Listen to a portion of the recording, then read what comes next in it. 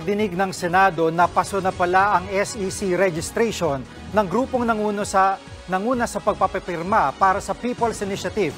Tila naghugas kamay din ang isa sa mga abogadong nakapangalan sa signature campaign sa pangakong ayuda ng kanilang pinapirmahan.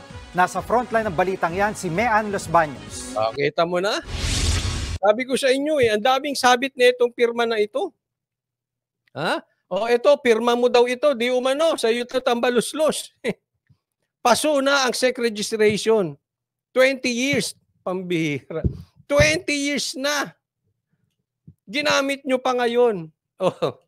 Wala, sabit-sabit na kayo talaga. You know why? Minamadali nyo. You know why? You're cutting corners. You know why? Sino-shortcut ninyo Hindi uubra yung ganyan. Sabit-sabit na kayo. Bayad na. May paayuda pa, wala pang rehistro, ginamit ng pamahalaan. Ay, yun lang, huli si Tamba pero hindi kulong. Kailan kaya ito makukulong? Ewan natin. Pasok ba to? Itong mga tao ngayon, hinahanap na yung saan nila i-claim yung card na pinapromise sa kanila. Sorry. Ha? Kita mo, sorry. Pinangakuan nyo na ng illegal, hindi nyo pa tinupad. Scam pa. Isipin mo, gobyerno, scammer, may pinangakong ayuda, may pinangakong kapalit. Naku, may ganyan dati. Rally, may pangako, may patikit. Pag pumasok, may binibigay na tapos i-claim mo. Hindi rin na-claim. Makapag-attend lang ng rally, wala din. Illegal na scam pa, double whammy. Anong klaseng ahensya ng gobyerno to? Anong klaseng gobyerno yan? Scammer. Sorry daw. Nagsorry si Attorney Anthony Abad nang humarap sa pagdinig ng Senado kaugnay ng umano'y bayaran sa pagpapapirma sa People's Initiative para sa charter change o pag-amyenda ng saligang batas. Isa si Abad sa mga petitioner at makikita ang pangalan niya sa pinaikot na signature sheets sa iba't ibang distrito para sa Chacha. Nasa pagdinig din ang ilan sa mga pumirma sa petisyon pero gustong bawiin ngayon ang kanilang pirma. Ayun, binabawi pirma. Hindi nyo rin binigay yung bayad. Hindi nyo rin binigay yung ayuda. Yung iba daw nakatanggap. Nakatanggap. Pero sa mga ganito, ibalik nyo. Bawiin ang pirma. Alam mo, tigil-tigilan na lang natin yung Chacha na yan. Nauubos oras natin. Yung bigas pataas ng pataas. Kanina lang namalengke ko. Nako, konti lang yung napalengke ko. Ang mahal na. Ay, grabe. Ang lalakas kasi kumain ng aso ko. Di ba ang mahal-mahal? Gulay, kamahal. Nako. Dalin lang daw sila sa 1,500 pesos na pangakong tulong. Pero kasi, pangako, linlang. 1,500. Yung iba nga, 100 lang sa inyo Ay, ate, balikan natin si ate. May nalin lang. 1,500. May kapalit na tulong para sa pirma. Tingnan nyo, ginagago. Ginagago yung nagpapapirma na yan. Pero wait, there's more, ate. Alam mo kung bakit? May mga ganyan din vlogger. Napangakuan. Hindi binayad. Ay, alam ng mga vloggers nanonood dito. Nagsusumbong kasi sa akin Ayoko lang pangalanan. Na-scam ng isang vlogger din. Nako! Huwag na kayong magtitiwala doon. Siya lang ang kumita. Ay, nako. Di ba? Ngayon, ito sa mga vloggers na nanonood dito, pag may nakita kayong alok, sabihin nyo sa akin. Sabihin nyo, wag sa akin. Kay Boss Dada. O kay Spencer Lacalle. Sinama, baka dito magalit yun. Hindi, alam nila kung sino yung mga scammer. May mga scammer dyan Ako. Hindi ko na kailangan i-name drop. Malalaman mo naman Malalaman yung scammer. Mukha na lang. Sa pagmumukha na lang. Kita mo na. At saka yung consistency. Always look at the consistency of the person. Pag pag-anong-ganon yan, parang kabuti. Lilitaw, lulubog, lilitaw. Ay, sos. Ang dali pong mahalata. Humihina ba signal ko? O, sabi ni Jeb Rivera, pahiya lalo ang admin na ito. Masyadong halata ang galawan nyo, bulok na bulok. Yan ba yung may, ay nako, ayaw ko ng ganyan. Garski! Pero, boom, boom, boom, boom, yek. May ganon. Ah, nako. Basta, halata naman. Hindi kasi siyempre, alam mo madaming madadala. May malolokong vlogger. Mauubos yan, tinan mo. Ano makukuha niyang vlogger? Latak na. Yung vlogger sa sagigilid.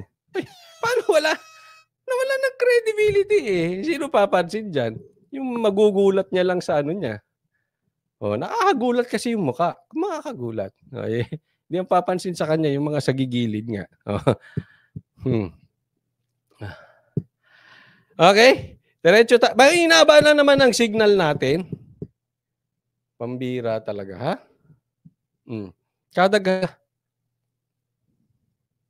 Sabi nung isa, back to showbiz nga yung isa. Oo, hindi kinaya. Pumalo siya sa political eh. Hindi pinansin sa political. Balik sa showbiz.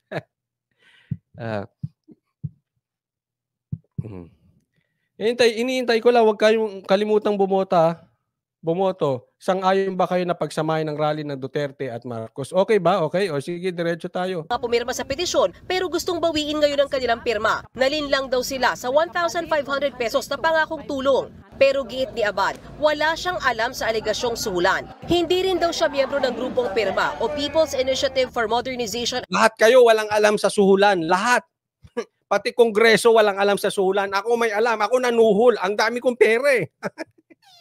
Itong mga ito, lahat sila walang alam, mga halimaw. Wala nang nakakaalam sa pirma, wala lahat hindi sila kasali, lahat ginaid lang nila. Mga sinungaling kayo. Sige, akuin ko na, ako na nagpapirma. Ha? Milyon-milyon yung pera ko eh. Dami kong binayad sa taong bayan. Ito walang aamin eh. Di aminin na natin, pwede ba samahan nyo ako? Sino sasama sa akin? Walang aamin. Gagawa-gawa kayo ng kagaguhan ninyo. Dapat yan, kung kayo'y naniniwala dyan sa pirma na yan, ipinagmamalaki nyo. Para kayong mga NPA. Meron kayong pinaglalaban, dapat pinagmamalaki ninyo. Eh bakit nyo dinideny? Pare-parehas kayo. Ibig sabihin, dinideny mo, doon pa lang, sabit na. O ako na aamin. Ayaw nyo umamin, mga alimaw. And Reform Action na siyang nanguna sa pagpapapirma sa People's Initiative. Advisor lamang daw siya ng grupo dahil advokasya niya ang charter change. Naks, advokasya niya. Advokasya mo rin ang para sa bayan. Oh. You have no involvement, but you are the single name on the signature sheet. Because of the alphabetical order of the petitioners, my name was put at the top. Gaya ng grupong pirma. Parang lumulusog ka. Sino na mas malaki sa inyo ni Boying? Ang chalap! Ang chalap-chalap! Pakurot nga. Ang sarap kurutin. Ang cute-cute mo. Ay, nako. O, Consoldi. Diretso muna. Baka mapasubaybayan ka pa. Pasok. Nakausap din daw ni Abad si House Speaker Martin Romualdez. Did you also meet with Speaker Romualdez? Oh, ayan. Oo, tinatanong ka, Tagalogin ko. Nakipagkita ka ba kay Tamba? I met him also. I just accompanied Mr. Oñate and Kong Rufus, and he just thanked me for participating. Giit niya, wala siyang alam sa nilalaman ng ipinakalat na signature sheets. Sagot mo lahat. Fraud, pati yung panliling lang, pambobola, yung suhol, yung pera ng gobyernong ginamit. Kaya mo lahat yun. I did not join this to engage in fraud. Ay, gagawin kang sacrificial lamb dyan. Pare na nga eh. Ang daming nag-testify na gano'n ang nangyari sa field. So pananagutan mo yan. I'll address it. Kinwestiyon naman ng mga senador ang grupong pirma kung bakit hindi direktang nakasaad na pag-amyenda sa economic provisions ang nakalagay sa signature sheets. Katwiran ni pirma lead convener Noel Oñate. That will be decided by the Constituent Assembly. technically, hindi nyo pa ho alam kung anong gusto nyo palitan sa Constitution. Basta ang importante lang ho, maalis ma-diminish yung power of the Senate. Lumabas Yun na pinagtatalunan. Nakalagay dun sa pirma, hindi pa nakalagay kung ano ang papalitan. Ang sabi nila, sa Constitution Assembly, yan babaguhin. Teka muna, magulong nga yan sa mga pipirma. Ano ba ang babaguhin? Kaya nga nagkakagulo na yan eh. Tigil na yan, pirma-pirma na yan eh.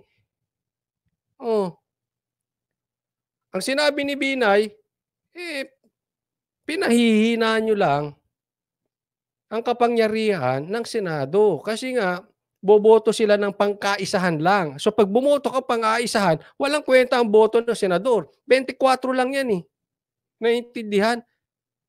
So sa madaling salita, binababoy ang senador. Tinatanggalan sila ng kapangyarihan. Kita mo mga koloko itong mga congressman natin. Di ba? Tapos magagalit sila pag tinawag silang bully. Itatanggi nila. Gagawin nilang kalokohan yung mga sagot nila. Etong sila mga, di ba? Ang kakapal ng muka. Ang yayabang.